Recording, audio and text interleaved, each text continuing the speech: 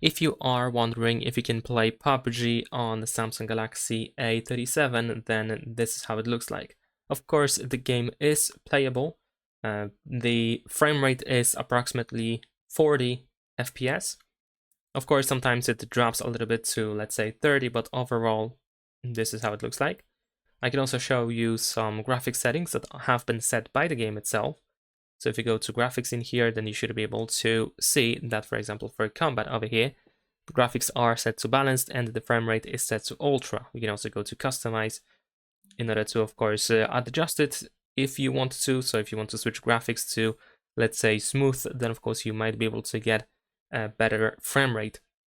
And besides that, I am using the performance mode in here, but I believe that it doesn't make that much of a big of a difference. Maybe we get like a couple of frames more, or maybe even not. So that's pretty much it. Leave a like and subscribe.